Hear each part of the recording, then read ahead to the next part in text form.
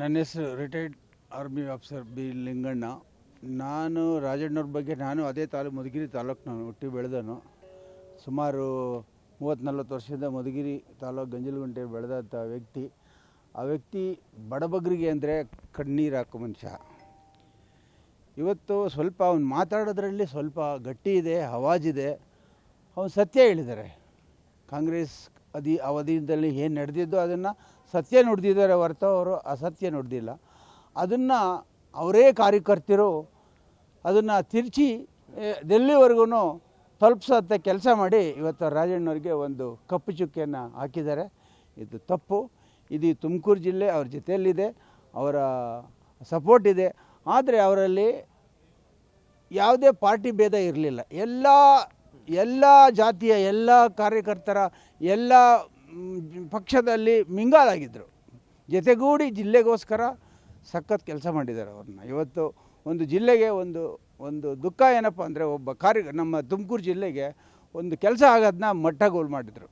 ಅವರು ಬರೀ ಮಧುಗಿರಿಗೆ ಮಾಡ್ತಾ ಇರಲಿಲ್ಲ, ನಮ್ಮ ತುಮಕೂರಲ್ಲೂ ಹಲವಾರು ಕಾರ್ಯಗಳನ್ನ ಹಾಕಿದ್ದಾರೆ. ಯಾಕೆಂದರೆ ನಾನು ತುಮಕೂರು ಜಿಲ್ಲಾ ಮಾಜಿ ಸೈನಿಕರ ಅಧ್ಯಕ್ಷ. ಹಲವಾರು ಬಾರಿ ಹೋಗಿದ್ದೀವಿ. ನಮ್ಮ ಸೈನಿಕರಿಗೂ ಸಹ ಮಧುಗಿರಿನಲ್ಲಿ ಸೈಟ್ಗಳು ಕೊಡಬೇಕು ಅಂತೇಳಿ ನಿಗದಿ ಮಾಡಿ ಹೇಳಿದ್ದಾರೆ. ಆದಷ್ಟು ಬೇಗ ತಾಲೂಕಲ್ಲಿ ಎಷ್ಟು ಜನ ಇದ್ದಾರೆ ಅಷ್ಟು ಜನ ಸೈನಿಕರಿಗೂ ಸೈಟ್ ಕೊಡಬೇಕು ಅಂತೇಳಿ ನಮಗೆ ಭಾಳ ಕೊಟ್ಟಿದ್ದಾರೆ.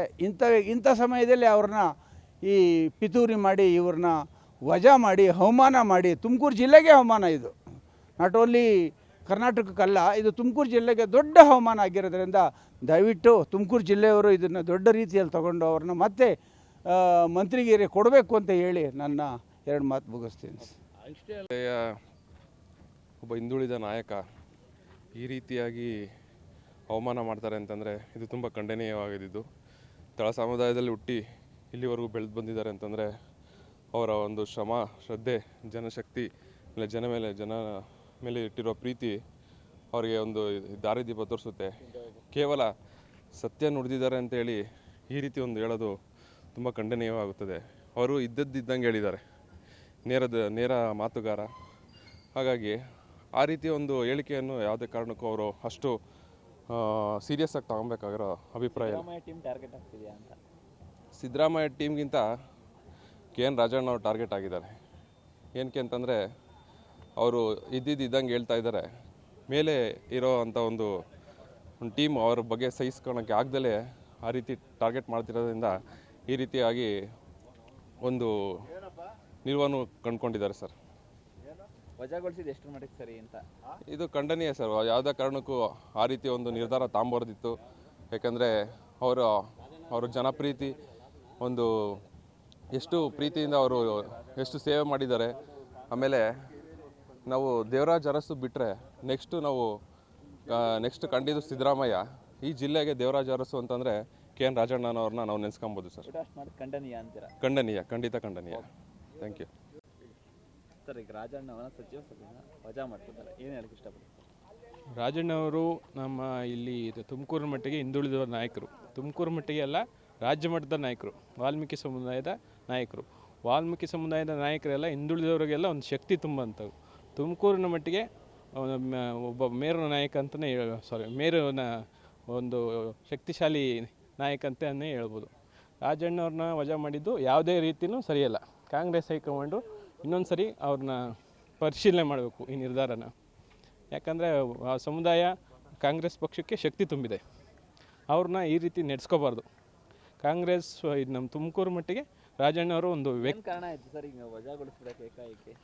ತಮಗೆಲ್ಲ ಗೊತ್ತಿದ್ದಂಗೆ ರಾಜಣ್ಣವರು ನೇರ ನುಡಿ ವ್ಯಕ್ತಿ. ಹೇಳುವಾಗ ಫ್ಲೋನಲ್ಲಿ ಅವರು ಹೈಕಮಾಂಡ್ ಅವ್ರಿಗೆ ಸೆಡ್ ಹೊಡೆದು ಮಾತಾಡಿರ್ಬೋದು ಅಥವಾ ಮುಜುಗರ ಆಗೋ ರೀತಿ ಹೇಳಿಕೆ ಕೊಟ್ಟಿದ್ದಾರೆ.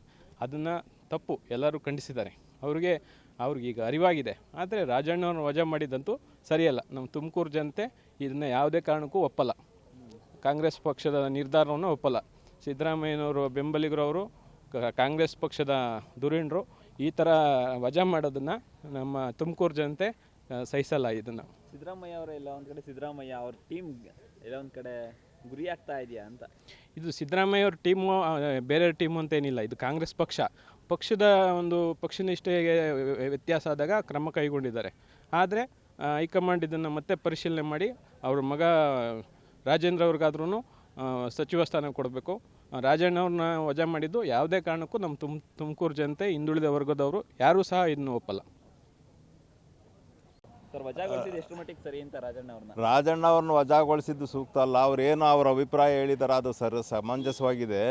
ಅದು ಪ್ರತಿಯೊಬ್ಬ ಭಾರತೀಯನು, ಪ್ರತಿಯೊಬ್ಬ ರಾಜಕಾರಣಿಗಳು, ಪ್ರತಿಯೊಬ್ಬ ಸಂಘ ಸಂಸ್ಥೆಗಳು ಮತ್ತು ಚುನಾವಣಾ ಆಯೋಗದವರು ಒಂದು ಕಾನೂನಿನ ಪ್ರಕಾರ ಮಾಡ್ತಾ ಇದ್ದಾರೆ. ಆವಾಗ ಒಂದು ಅವಕಾಶ ಕೊಟ್ಟಿರ್ತಾರೆ, 30 ದಿನ ಅದರೊಳಗೆ ಪರಿಶೀಲಿಸಿ ನಿಮ್ಮ ಅಬ್ಜೆಕ್ಷನ್ ಇದ್ದರೆ ಹೇಳಿ ಅಂತ ಕೇಳಿರ್ತಾರೆ.